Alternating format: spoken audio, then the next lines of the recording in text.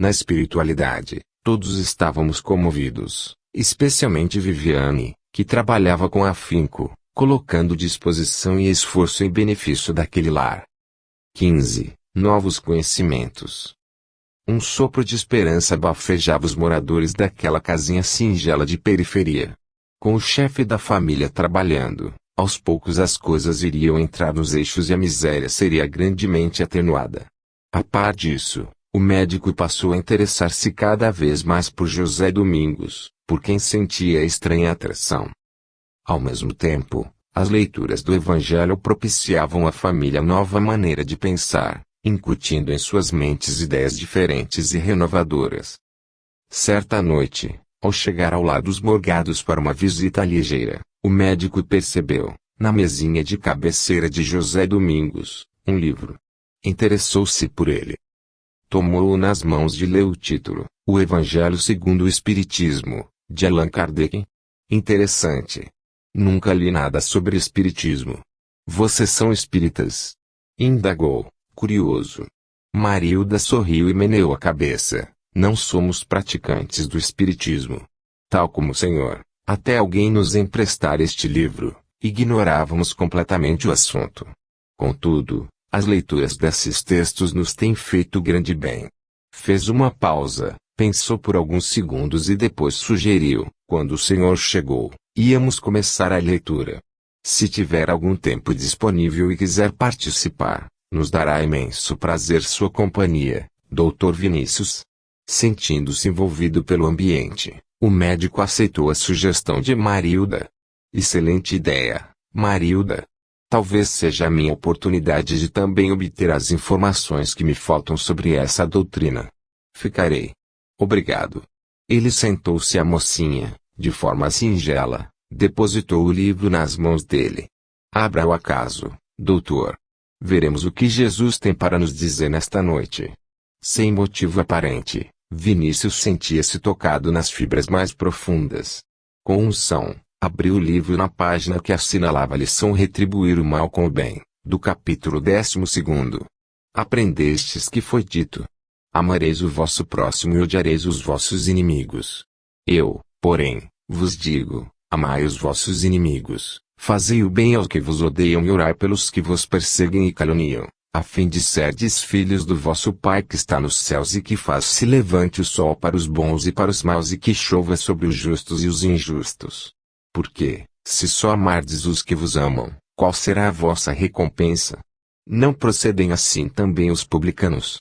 Se apenas os vossos irmãos saudardes, que é o que conheço, fazeis mais do que os outros, não fazem outro tanto os pagãos.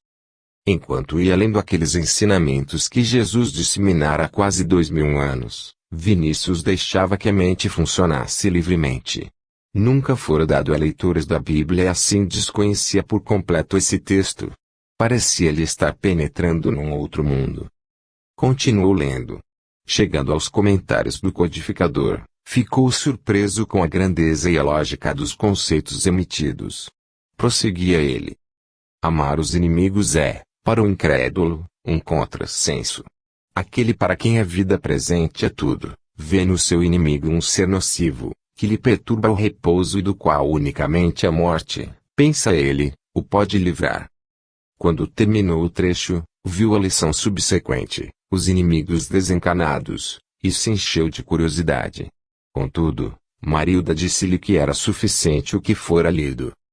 Temos aí um fato material para meditar, disse ela. Sem dúvida, concordou o médico, estou impressionado com as explicações dadas ao tema.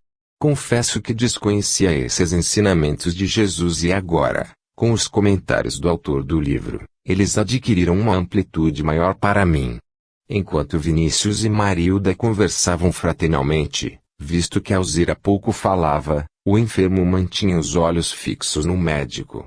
Aquela lição parecia endereçada especialmente a ele, José, que tanto tinha odiado. Ali presentes, percebíamos o que o doente estava pensando. Agora já não sentia tanto rancor pelo médico. As visitas do doutor tinham tido o condão de amansá-lo. Não mais demonstrava revolta ao vê-lo. Ao contrário, com a convivência, experimentava até um certo prazer, reconhecendo-se importante e valorizado. As atenções do médico faziam-lhe muito bem. Nesse momento, Marilda encerrava a pequena reunião com uma prece. Senhor Jesus, Mestre querido, nós te agradecemos por esses momentos de paz que nos concedeste através da leitura do teu Evangelho. Possamos aprender tuas lições, tornando-nos cristãos dignos e fiéis cumpridores das nossas obrigações. Abençoa meu pai, que está trabalhando, assim como toda a família do Dr. Vinícius e a nós que aqui estamos, especialmente o José Domingos. Amém. O médico estava deveras emocionado. A prece de Marilda, feita de forma simples e despojada, reflexo da sua alma, transformara o ambiente, inundando-o de luz. Vinícius despediu-se, agradecido. Experimentava uma sensação de tranquilidade e de bem-estar que há muito não sentia. Antes de retornar para casa, passou num shopping e, numa grande livraria, comprou 2 exemplares de Evangelho segundo o Espiritismo. Um seria seu. Estava ansioso para lê-lo. O outro daria a Marilda, que tomara emprestado de alguém o exemplar utilizado na reunião. Nós o acompanhamos. Chegando em casa, logo viu Antonino, que fazia a ronda, e acenou-lhe amigavelmente. Entrou. A esposa, Helena, o esperava para o jantar, beijou os filhos, Patrícia e Guilherme, de 7 a 8 anos, e sentaram-se à mesa de refeições. As crianças puseram-se a narrar as peripécias do dia. Vinícius, que geralmente chegava cansado e de mau humor, sem paciência para aturar a tagarelice dos filhos, mostrava-se sereno e com excelente disposição, o que a esposa estranhou. Você está bem hoje, é verdade. Tive um dia puxado, mas, por incrível que pareça, estou ótimo. Aconteceu alguma coisa diferente? Você demorou hoje, não? Tudo igual. Fui visitar um paciente na periferia, por isso cheguei tarde. Vinícius preferiu não contar toda a verdade por enquanto.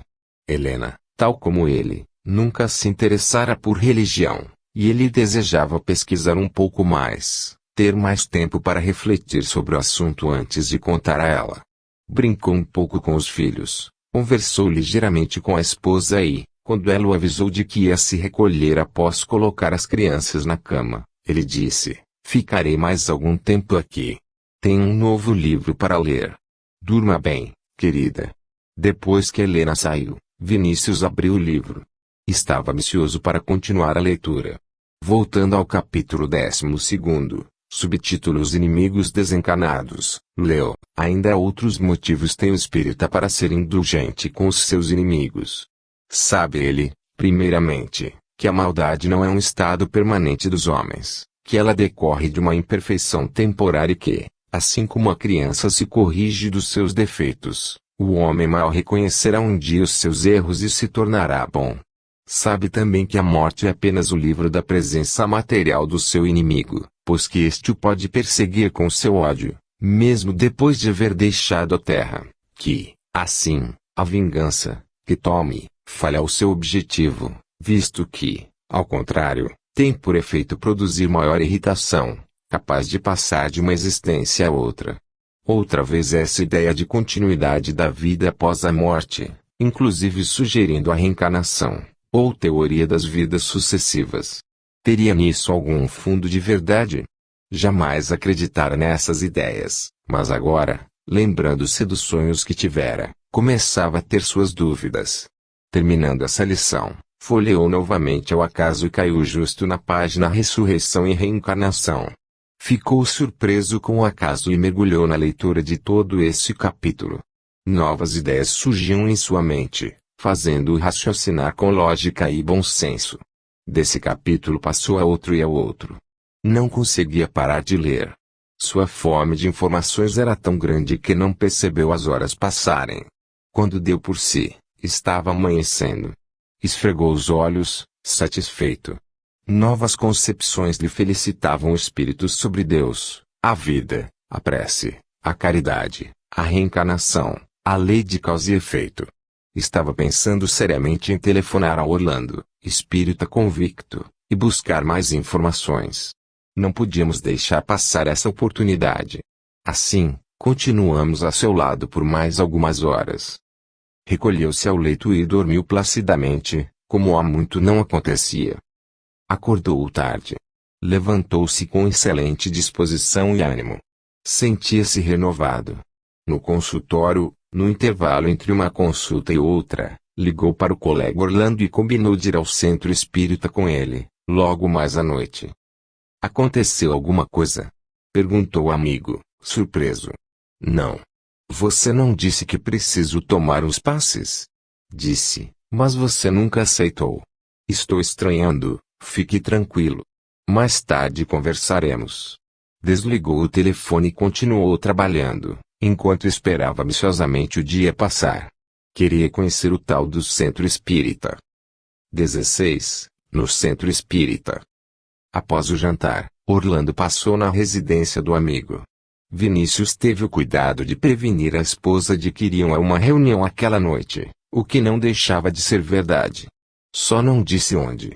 Assim, ao despedir-se dos filhos e da esposa, avisou: Não me espere, querida. Não sei a que horas vou chegar. Orlando colocou o carro em movimento e, enquanto faziam o trajeto, observava disfarçadamente o colega.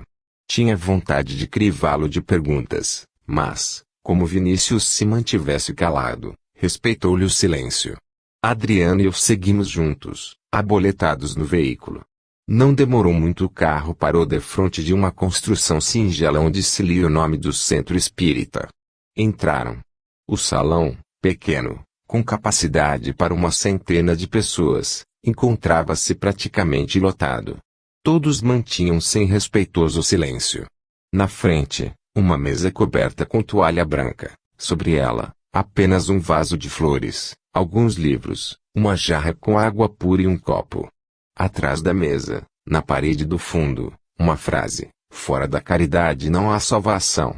Música suave impregnava o ambiente de paz, convidando à meditação. Vinícius sentia-se emocionado. No recinto, uma grande quantidade de espíritos necessitados de socorro e de assistência também aguardavam o início das atividades, conduzidos por servidores do nosso plano, que procuravam manter a disciplina e a tranquilidade entre os mais impacientes. A nossa visão espiritual, inúmeros trabalhadores do bem, responsáveis pela casa e pelos trabalhos, faziam-se visíveis. No horário aprazado, teve início a reunião. Um senhor de cabelos grisalhos aproximou-se da mesa e convidou os presentes a elevar o pensamento em oração. Nesse momento, vimos uma entidade de nobre condição espiritual acercar-se dele e envolvê-lo em vibrações dulcificantes. Ela ergueu a fronte e orou junto, transmitindo-lhe belos pensamentos.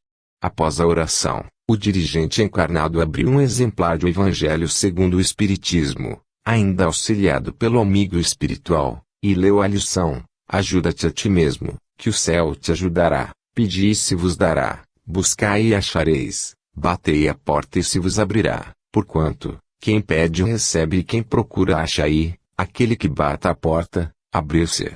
Qual o homem, dentre vós, que dá uma pedra ao filho que lhe pede pão? Ou, se pedir um peixe, dá-lhe-á uma serpente? Ora, se, sendo maus como sois, sabeis dar boas coisas aos vossos filhos, não é lógico que, com mais forte razão, vosso Pai que está nos seus dê os bens verdadeiros aos que lhes pedirem? Após a leitura, o dirigente fez uma pausa, pareceu concentrar-se durante alguns segundos e começou a falar, explanando o tema. À primeira vista, percebia-se que era pessoa simples, de pouca cultura, porém de coração bom e generoso. Seus comentários, feitos de forma singela e agradável, atingiam o público presente, criando um elo de simpatia entre o orador e a plateia. Apesar da simplicidade da forma, que facilitava o entendimento, Vinícius notou que os conceitos emitidos tinham grande conteúdo e dilatavam sua visão, abrangendo pontos de vista diferentes que ele não tinha percebido. Encerrada a preleção, seu juízo sobre o palestrante tinha melhorado muito, e sua admiração também. Olhou para Orlando, que o fitava com uma expressão de quem diz: não falei que você ia gostar. Mas não pôde dizer nada, porque nesse instante iniciava-se o trabalho de passes. A luz foi reduzida e a música voltou a inundar o ambiente. Vinícius notou que algumas pessoas se levantaram e, pondo-se em posição, iniciaram o trabalho. Um pouco tenso, agitou-se na cadeira. Percebendo sua preocupação, Orlando informou em voz baixa: "Fique tranquilo. O passe é apenas uma transmissão de energias." Nesse momento, uma moça aproximou-se dele e estendeu as mãos sobre sua cabeça. Vinícius fechou os olhos, procurando manter-se sereno. Sentiu branda sensação de bem-estar, acompanhada de leve aragem, enquanto suave arrepio percorreu todo o seu corpo. Estava em paz consigo mesmo e com o mundo. Naquela hora, seus problemas tinham desaparecido. Quando a reunião terminou e as luzes voltaram ao normal, ele estava maravilhado. Orlando sorria, dizendo: "E daí, o que achou?" "Gostei muito." "Então, espiritismo é isso?" "Nunca imaginei." O colega deu uma risadinha, afirmando: eu sei o que você imaginava." Como muita gente, faz confusão entre espiritismo e seitas africanas, cujo sincretismo se acha impregnado na cultura do povo brasileiro, merecem o nosso maior respeito, mas nada tem a ver com nossa doutrina. Um pouco constrangido, Vinícius concordou: "Tem razão. Reconheço minha ignorância, amigo Orlando, e vou nomeá-lo meu instrutor para assuntos transcendentais." "Com o máximo prazer, Vinícius." "Então, para começar, vamos até a livraria. Você precisa ler alguns livros, indispensáveis para quem quer entender melhor a doutrina espírita." Assim conversando, procuraram abrir caminho entre as pessoas que se levantavam para sair e se dirigiram à sala onde funcionava a livraria. Muitos frequentadores formavam grupos em que comentavam o tema da noite, ou simplesmente confraternizavam, mostrando amizade antiga. Outros, ainda, esperavam para falar com o Sr. Fortunato, o palestrante da noite, para pedir-lhe orientações. Nesse momento, Vinícius vê, no fundo do salão, em meio ao povo, uma senhora acompanhada de uma mocinha. Satisfeito e sorridente, dirige-se para junto delas, abrindo caminho entre as pessoas. "Marilda. Mas que prazer encontrá-la aqui hoje. Não sabia que frequentava um centro espírita." Eu e Adriana sorrimos. Ao lado delas estavam os outros membros do nosso grupo, Viviane, Alberto e Henrique. Trocamos um abraço, sem deixar de acompanhar o diálogo que se desenrolava entre os encarnados. "Como vai, Dr. Vinícius? É a primeira vez que venho a esta casa. Dona Benedita, que aqui está, convidou-me e, muito feliz, aceitei a oportunidade. Confesso-lhe que não me arrependi. Gostei muito. Desculpe-me, não lhe apresentei minha amiga. Dona Benedita, este é Dr. Vinícius, de quem tenho lhe falado tanto." Cumprimentaram-se. Vinícius apresentou a ambas o colega Orlando. Após os cumprimentos, dirigiram-se à livraria, ali perto. Orlando pegou um exemplar do Livro dos Espíritos, mostrando-o a Vinícius. Esta obra contém a síntese de todo o ensinamento dos Espíritos. Sua leitura é fundamental. Vinícius folheou e depois comprou 2 exemplares, entregando um para Marilda. Ela estava corada de prazer. "Muito agradecida, Dr. Vinícius. Fico feliz em ganhar este livro, mas será que vou entender alguma coisa? Frequentei tão pouco a escola." "Não se aflija, Marilda. Este é um assunto novo para mim também. Já contatei Orlando para orientar-me e, certamente, ele não se negará a fazer o mesmo com você. O que acha?" Antes que ela pudesse dizer alguma coisa, Orlando antecipou-se: "Marilda, terei imenso prazer se pudermos estudar juntos. É só marcarmos dia e horário, que estou à disposição de ambos." Dona Benedita não quis ficar de fora. "Se me aceitarem, também desejo participar. Sou espírita há muitos anos, mas confesso que tenho grande dificuldade de entender, quando leio sozinha." "Então está combinado. Faremos um grupo de estudos", afirmou Vinícius, demonstrando imensa satisfação. Nós estávamos comovidos. Tudo caminhava bem e as sementes estavam germinando. Alegremente nossos amigos deixaram o centro. Orlando prontificou-se a levar Dona Benedita e Marilda para casa. Após deixá-las em suas residências, Convidou o amigo para comerem uma pizza. Assim, teriam a ocasião de conversar melhor. Entraram na pizzaria, que, naquele dia da semana, estava praticamente vazia. Sentaram-se e fizeram os pedidos. Quando o garçom se afastou, Orlando cruzou os braços sobre a mesa e disse: "Bem, agora estamos sozinhos e podemos conversar sem ser interrompidos. O que está acontecendo?" Vinícius fitou o amigo e disse: "É uma longa história, Orlando. Gosto de histórias. Além disso, temos bastante tempo. Você disse a Helena que não esperasse, e eu, como sou solteiro e moro sozinho, não tenho que dar satisfações a ninguém. Portanto, tem razão. De qualquer forma, estou mesmo precisando desabafar. Lembra-se daqueles sonhos que eu lhe contei?" "Certamente. Recordo-me que eles sempre o incomodaram muito." "Pois bem. A mocinha que você conheceu hoje é a irmã do rapaz que eu via em sonhos." "Não é possível, verdade?" "Vou lhe contar como tudo aconteceu. Certo dia, tive vontade de visitar um ex-paciente e assim, Vinícius contou ao amigo tudo o que tinha ocorrido desde aquele dia. Suas visitas posteriores ao enfermo, a leitura do Evangelho, que tanto bem lhe fez, a compra do livro e o interesse de saber mais sobre o Espiritismo. Aí tem você os motivos que me levaram a mudar de ideia e a desejar ir ao centro nesta noite." "Ora, vejam só", disse Orlando. "E você me escondendo tudo isso, sabe como sou racional, meu amigo, e como penso em termos científicos. Sempre achei que religião não combinava com ciência. Eram pontos extremos e divergentes. Assim, precisava encontrar bases para poder me agarrar. E isso fui encontrar na filosofia espírita." "Ah, meu amigo. Então, agora está pronto para se encontrar com a ciência espírita." "Nunca pude lhe dizer nada porque você nem permitia que se falasse no assunto." Vinícius concordou, sorrindo: "É verdade. Sempre fui muito preconceituoso. E isso, por si só, denota pensamento anticientífico." "Certamente. Quantas vezes até ri dessas ideias que hoje tento estudar.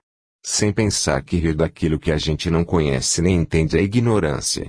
Está fazendo progressos, colega." Nesse momento, o garçom retornou trazendo a pizza pedida.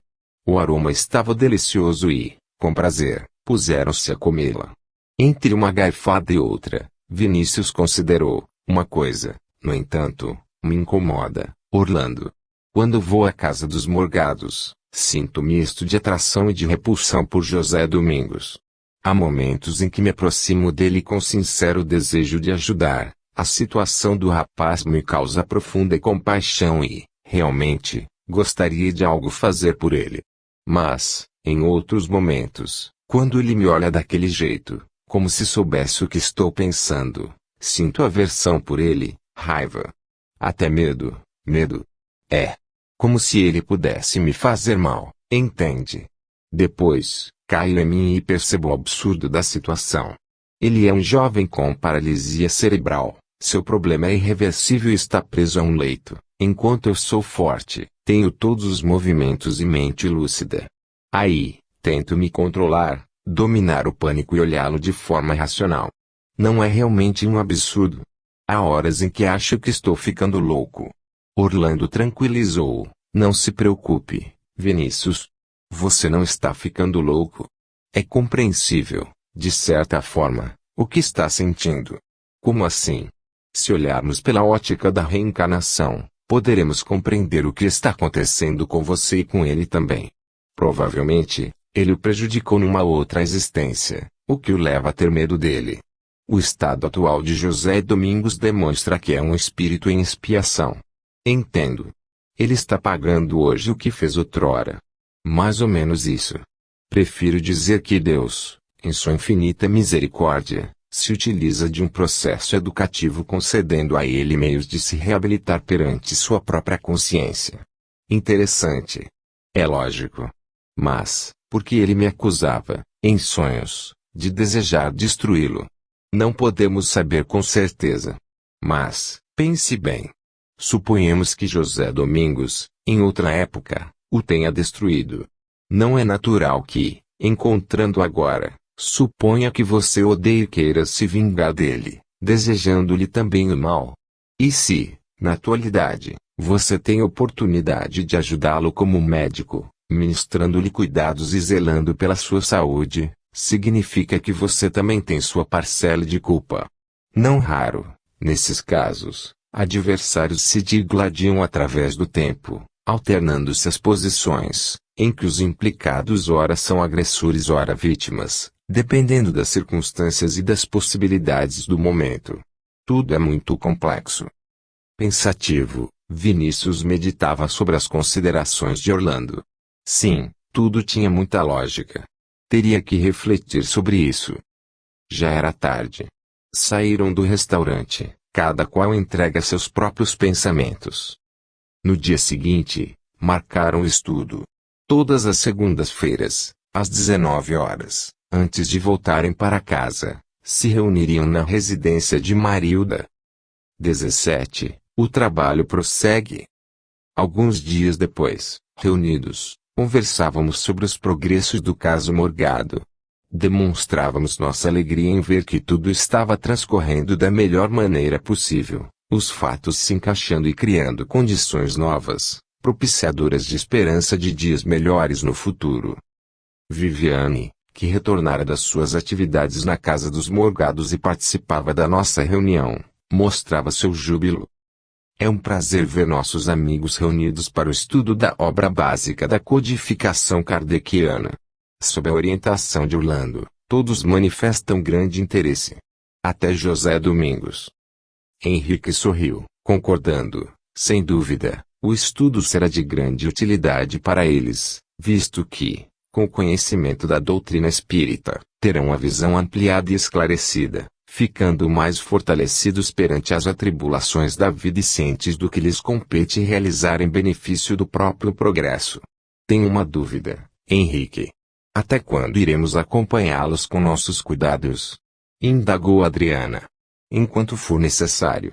No momento, precisam de acompanhamento, para sedimentarem as novas disposições de crescimento interior. São plantas frágeis que carecem de cuidados para um saudável desenvolvimento. Como temos outras atividades a desenvolver, serão designados servidores do nosso plano para fazer esse acompanhamento no dia a dia. Caso surja algum imprevisto, seremos avisados. Todavia, não podemos perder de vista que a nossa ação, como não ignoram, deve respeitar o livre-arbítrio de cada um. A linha divisória que o separa a sugestão que emitimos da ação que empreendemos é, em muitos casos, bastante tênue. A despeito do nosso desejo de fazer o melhor, não podemos decidir por nossos irmãos encanados. Viviane sorriu, um tanto constrangida, embora não nos falte vontade, Henrique. No meu caso, não raro tenho que me controlar. Como desencanados, possuímos uma visão mais ampla e diferenciada das situações e dos fatos, o que os encanados não têm. Muitas vezes, vemos que estão agindo errado, tentamos ajudar, mas nem sempre nos ouvem. Como fazer? Se utilizamos todos os recursos à nossa disposição, sem resultado, deixá-los bater a cabeça é a única opção. Só nos resta respeitar seus desejos, afirmou o orientador. Todas as experiências são válidas. Para exercitar o aprendizado, se candidataram a retornar à Terra em novo corpo. O esquecimento do passado facilita-lhes o reequilíbrio diante dos novos compromissos assumidos. As vivências anteriores e os conhecimentos acumulados servirão de base, surgindo-lhes em forma de intuição e esclarecendo-lhes como agir em face dessa ou daquela situação. Se tomarem a decisão errada, sofrerão as consequências. Se tomarem a decisão correta, um bem-estar íntimo lhes advirá, pela paz da consciência resultante do dever cumprido. Lutas e vitórias fazem parte do trajeto que nos conduzirá à perfeição. O caminho, porém, é escolha nossa. Henrique fez uma pausa, que não tivemos a coragem de quebrar, imersos em nossos pensamentos. Retomando a palavra, o instrutor considerou. O caso Morgado caminha de forma satisfatória. Assim, iniciaremos o trabalho com outro grupo. Amanhã, no mesmo horário, estejam aqui. Partiremos para a crosta. Depois da prece de encerramento das nossas atividades, Nos despedimos. Estávamos ansiosos para saber o que nos reservava o dia seguinte. No horário de sempre nos reunimos. Outra equipe sairia na mesma hora, desse modo, nos fariam companhia. Após as orações de costume nessas ocasiões, quando suplicávamos o amparo divino para nossas tarefas, partimos. Ao chegar nas proximidades de uma grande cidade brasileira, nos separamos. O outro grupo permaneceria ali, na região metropolitana, mas nós tomaríamos rumo diferente, segundo informou Henrique. Aproveitando a brisa ligeira que tocava nossa pele, produzindo agradável sensação, voletávamos, observando as paisagens que se desdobravam aos nossos olhos. Matas verdejantes, cortadas por estradas que serpenteavam como cicatrizes no solo. Rios, cujas águas refletiam a luz do sol em cambiantes matizes do arco-íris. Casarios singelos surgiam à nossa frente, vez por outra, em meio às imensas pastagens pontilhadas de animais. As lavouras, como um tapete verde, se estendiam sobre o solo, colorindo a paisagem, na qual se incluíam trabalhadores, homens e mulheres de humílima condição, que cuidavam da terra. Reverente, elevei o pensamento ao Criador, agradecido por todas as belezas que seu coração amoroso ofertara ao homem, por divina oportunidade de trabalho e redenção, mas que este não valorizava devidamente. Nesse instante, Henrique indicou um ponto ao longe. Vejam. Estamos chegando. Fixei os olhos naquela direção. À distância, vi uma cidade pequena encravada entre dois morros. Uma parte do casario se equilibrava nas alturas, enquanto outra se conservava no sopé dos montes, escondida nas sombras, visto que os raios de sol ali não incidiam àquela hora do dia. Um pequeno rio de águas cristalinas banhava a cidade. De longe, a paisagem assemelhava-se a um cartão postal, desses que a gente compra nos pontos turísticos. Caminhamos pelas ruas como qualquer mortal, para observarmos melhor. As pessoas, alegres e descontraídas, sorriam umas para as outras, trocando saudações. Crianças brincavam em grupos, batendo bola, jogando amarelinha ou, simplesmente, conversando. Descendo a montanha, vimos pacatos habitantes a pescar, sentados na antiga ponte de madeira sobre o rio. Paramos defronte de uma casa singela e florida, numa estreita rua na fralda do monte. Chegamos ao nosso destino. Entremos. Na sala, despida de quaisquer atavios, vimos um casal idoso. Ele, magro e encurvado, feições angulosas e cabelos grisalhos, achava-se sentado numa cadeira de balanço. Lia um jornal. Ela, baixinha e gorducha, pele clara e rosada, cabelos louros presos na nuca, parecia essas pessoas que estão sempre sorrindo, de bem com o mundo. Meu velho, Júlio ainda não chegou? Estou preocupada. Está anoitecendo e nosso neto não costuma demorar tanto. Desviando os olhos da página que estava lendo, ele tirou os óculos e sugeriu. Talvez tenha algum trabalho de escola para fazer e se atrasou. Não o nosso Júlio, certamente. É muito responsável. Teria avisado. Ora, mulher, como poderia nos avisar se nosso telefone tem estado com problemas? Sempre encontraria um jeito, não se aflija. Neste lugar nada de mal pode acontecer a ele. Temos que levantar as mãos para o alto. Veja.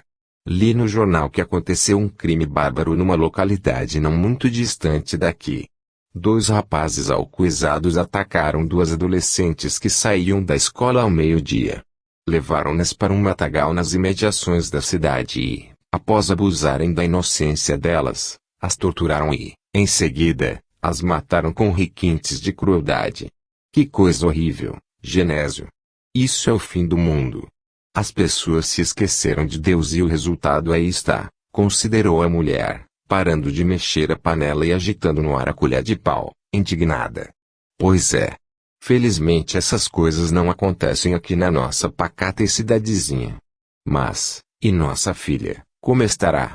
Sujeita a toda a sorte de perigos na cidade grande.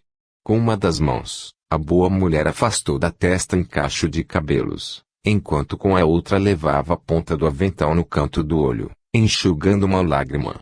Seu coração vivia sempre apertado de angústia. Havia anos que não tinham notícias da filha. Mudara-se, não deixara endereço e nunca mais os procurará. Muitas vezes chorava à noite, bem baixinho, para que o marido não percebesse. Nesse instante, houve um ruído de passos que se aproximam e o portão que se abre com um rangido. Em poucos segundos, um garoto entra na casa. O coração da velha senhora exulta.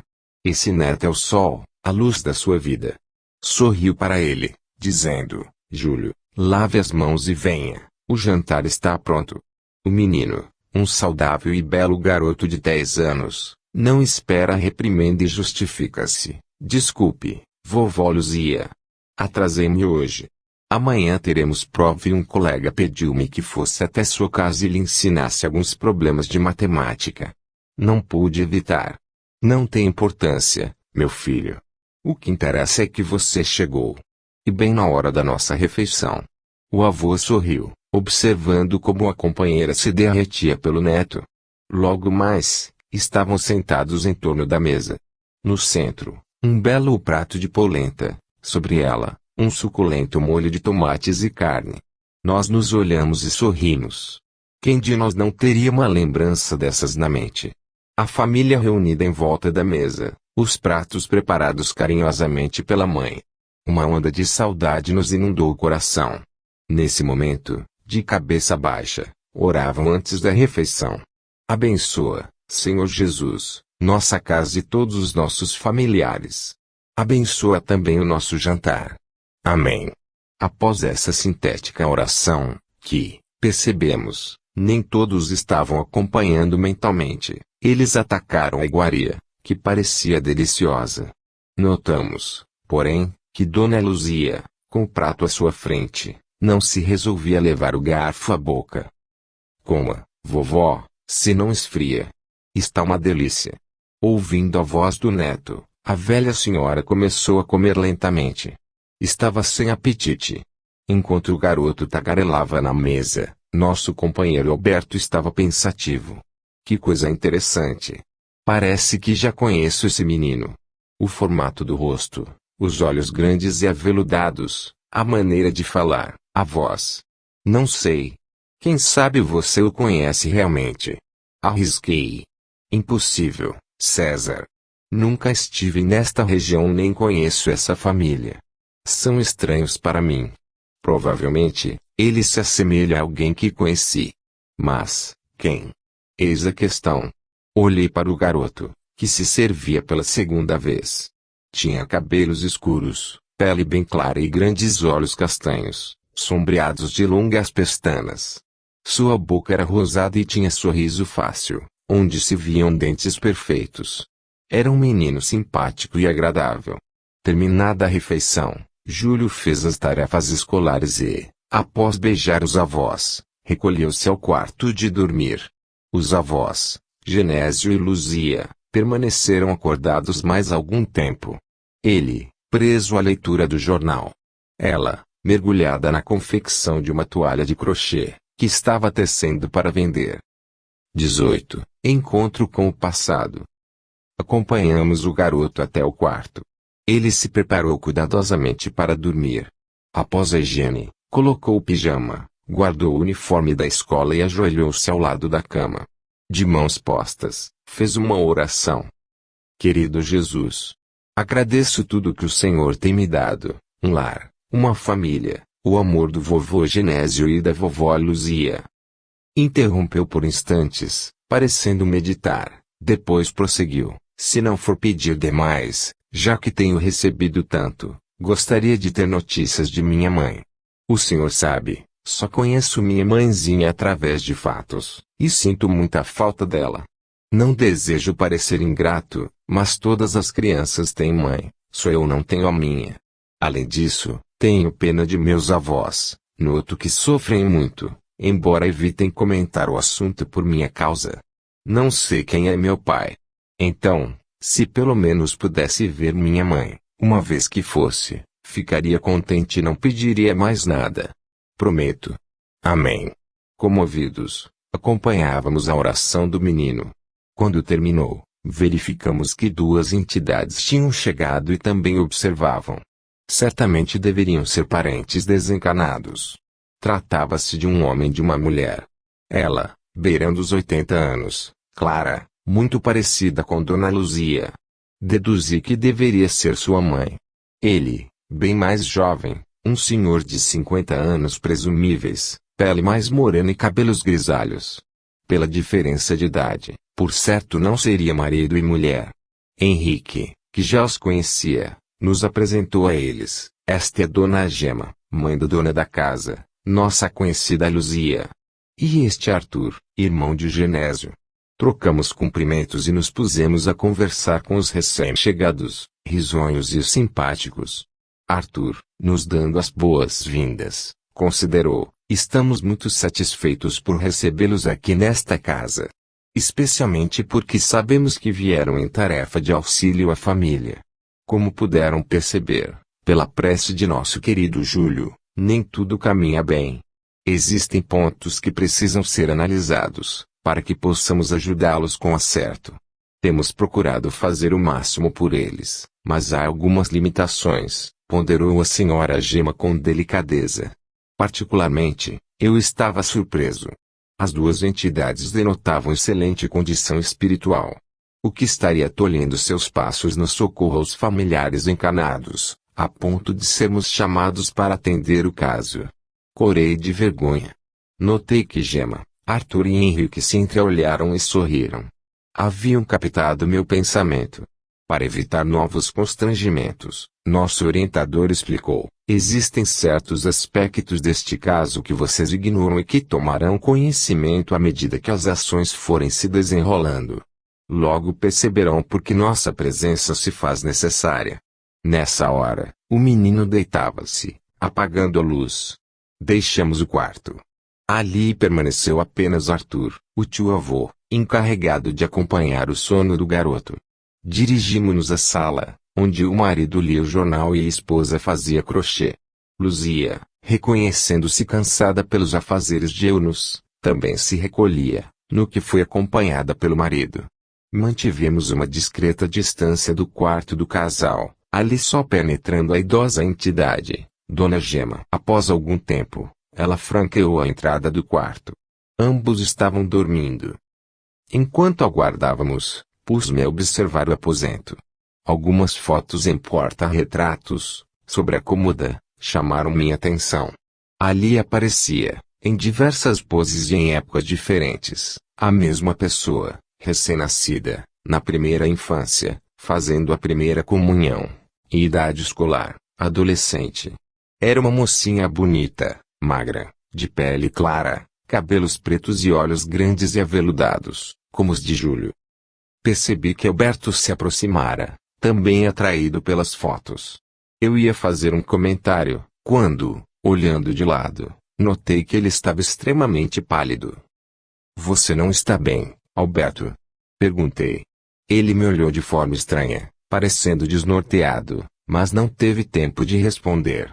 Nesse instante, ouvimos um choro. Era Dona Luzia que, desprendida do corpo, estava sentada no leito, com a cabeça entre as mãos, acusando grande desespero. Por que, meu Deus? Por que isso foi acontecer conosco? Onde está nossa filhinha? Onde está nossa querida Lígia? Tenho amargado todos esses anos a dor da separação, tenho sofrido e chorado sem consolo. Quero ver minha filha. Quero ver minha Lígia. Ela nada percebia do ambiente espiritual à sua volta. Dona Gema, abraçada a ela, tentava tranquilizá-la. Acalme-se, minha filha. Confie em Deus, Luzia. Não se desespere. Aceite o sofrimento por bênção divina. São recursos terapêuticos que o Senhor lhe envia para que você possa superar os erros do passado e aprender com o presente. Luzia, porém, não escutava as amorosas sugestões da mãezinha desencanada. Levantando-se bruscamente do leito, saiu apressada a gritar: eu quero ver minha filha. Quero ver minha filha. Henrique fez sinal para que a acompanhássemos. Como uma louca, ela se deslocou pelo espaço sem saber para onde ia, em busca da filha. Chegando a uma grande cidade, dirigimos-nos a um bairro de periferia, de péssima frequência. A vida noturna era intensa. Bares, boates e lupanares proliferavam, sob as luzes de neon. Entramos numa construção de sórdido aspecto. Na frente, um salão na penumbra, onde pares dançavam, garçons transitavam por entre as mesas carregando bandejas repletas de bebidas. Os frequentadores, já alcoolizados, portavam-se de forma inconveniente.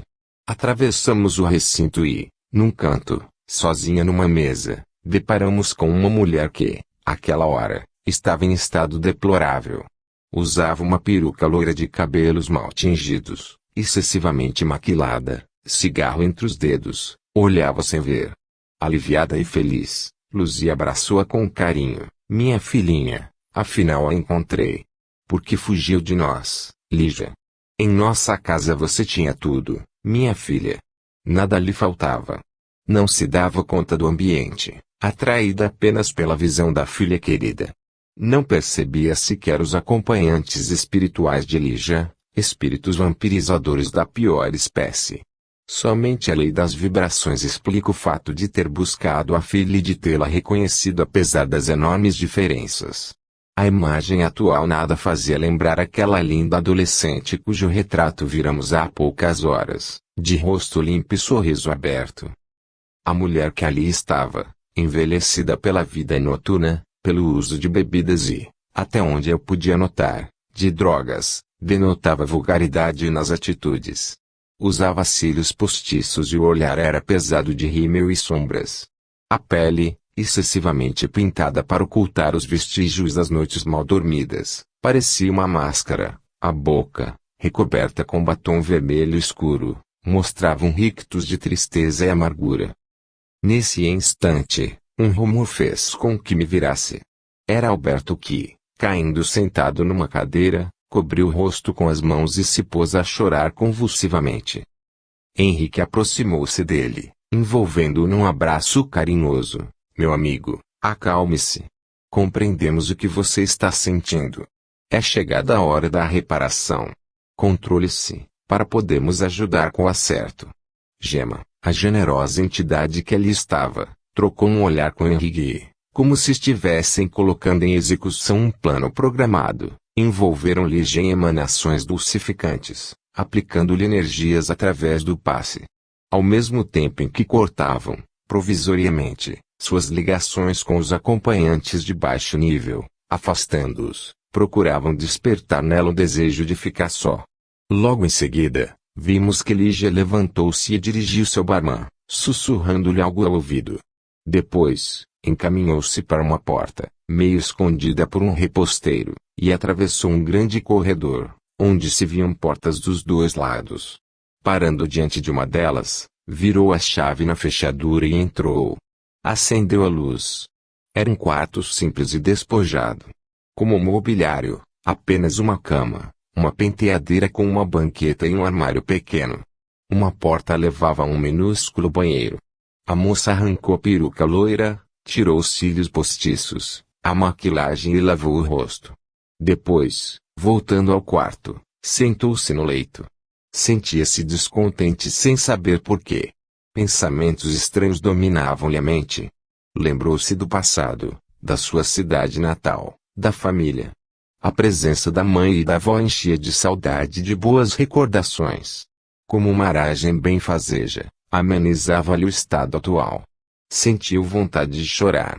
No que se transformara sua vida. 19. A história de Lígia. Recostada no leito, acendeu um cigarro com as mãos trêmulas e, depois, como se estivesse contemplando algo perdido na distância, voltou ao passado. Ainda menina, sonhava em ir para a cidade grande. Os elogios à sua beleza física despertaram nela a vaidade e a ambição.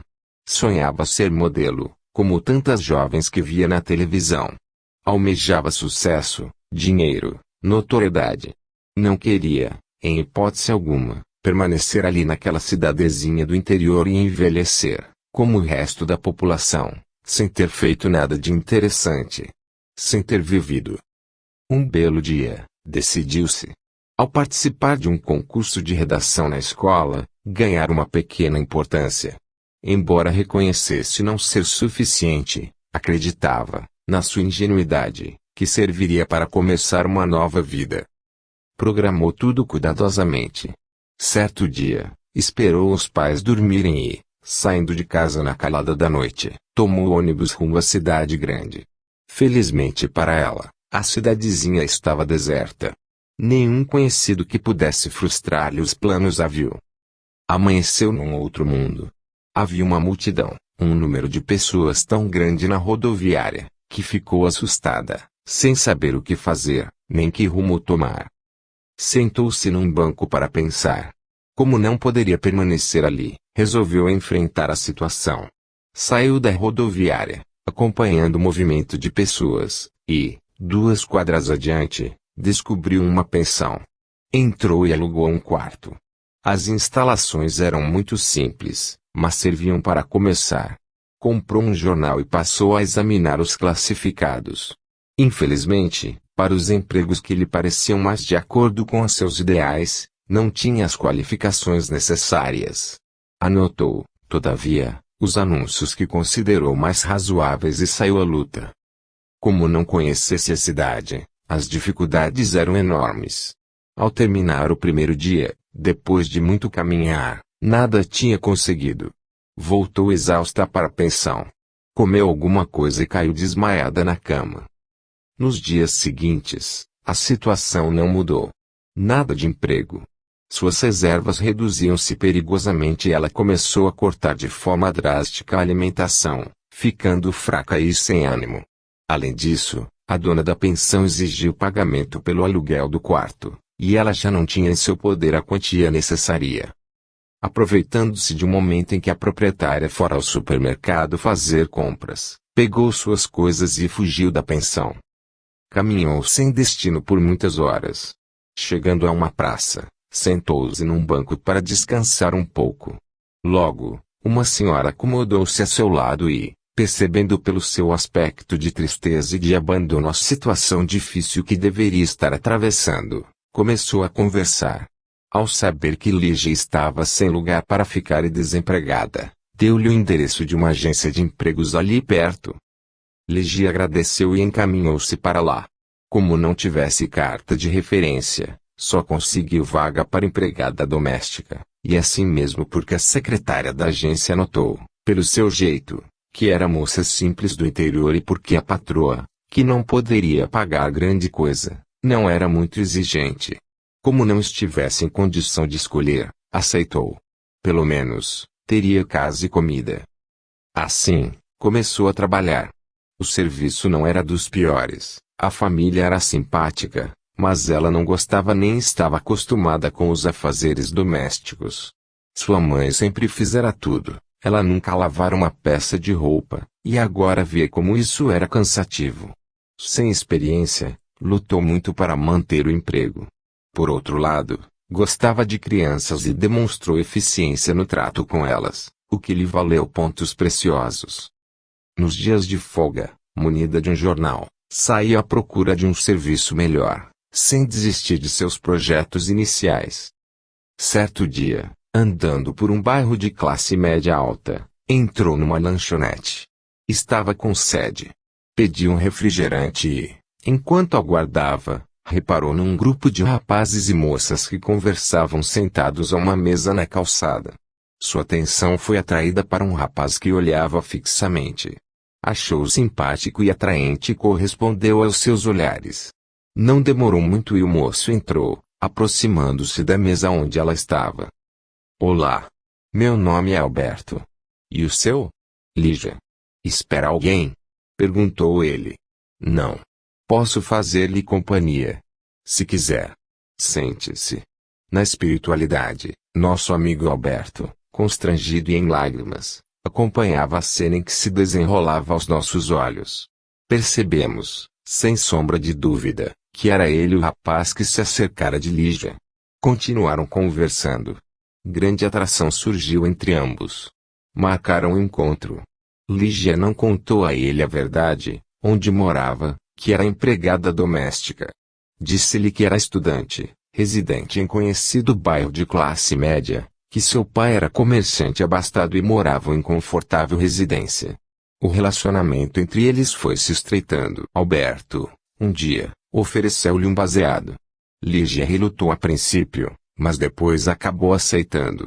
Ele a convenceu de que todos os jovens fumavam. No grupo de amigos que Lígia passou a frequentar, por influência de Alberto, a droga rolava solta. Logo, a adolescente estava consumindo substâncias tóxicas cada vez mais pesadas. Em consequência desse relacionamento, acabou engravidando. Como Alberto deixara claro que não desejava ligação mais séria, teve medo de contar a ele e perdê-lo. Ou pior do que isso, temia que ele, como médico, recomendasse o aborto, e isso ela não faria em hipótese alguma. Havia ainda um outro problema grave, não podia mais continuar no emprego. Os patrões perceberam sua vinculação com as drogas e a expulsaram de casa. Sem lugar para ficar, sem emprego e, além do mais, grávida, Lígia não teve outro jeito senão voltar para casa. Cheia de vergonha, telefonou para a mãe e pediu ajuda, explicando a situação, sem dizer onde estava. Dona Luzia, preocupada com a filha, mas satisfeita por receber notícias, disse-lhe que voltasse para casa. Seria sempre bem recebida em seu lar.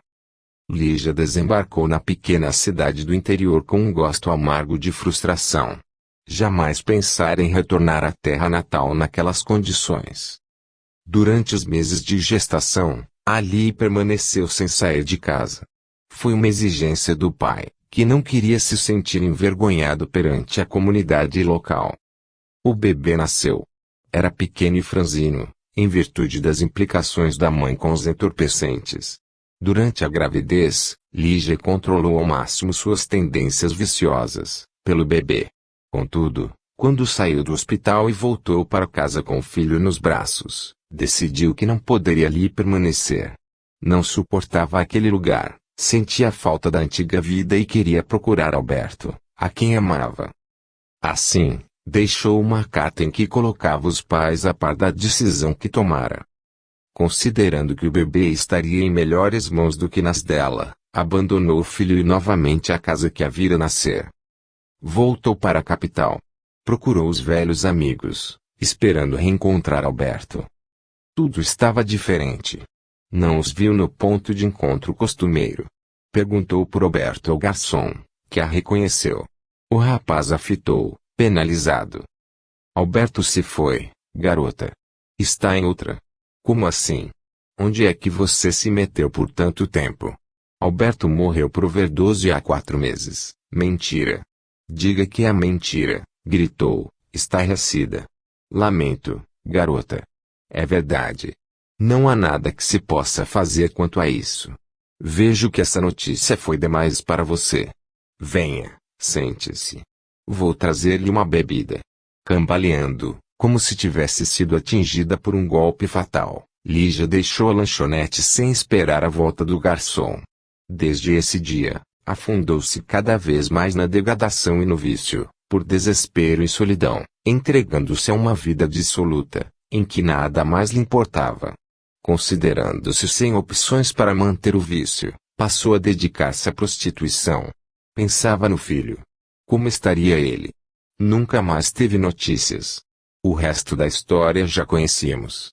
Alberto, ao nosso lado, soluçava convulsivamente.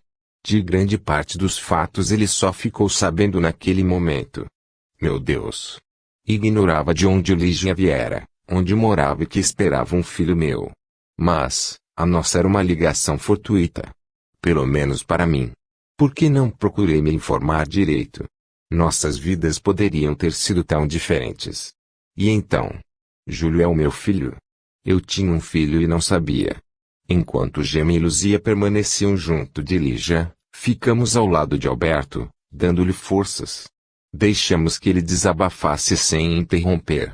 Contudo, a consciência a acusava de modo implacável. Em sua mente, martelava a ideia de que só ele era culpado por essa tragédia toda. Ele fora o responsável, não apenas por sua própria morte física, mas também por levar uma garota jovem e inexperiente ao vício. E não só ela. quantas outras pessoas teria também desencaminhado? Henrique, olhando com firmeza, ponderou: Alberto, já conhecíamos sua história. Portanto, para nós, não é novidade. As lembranças de Lígia vêm complementar a parte que você também desconhece.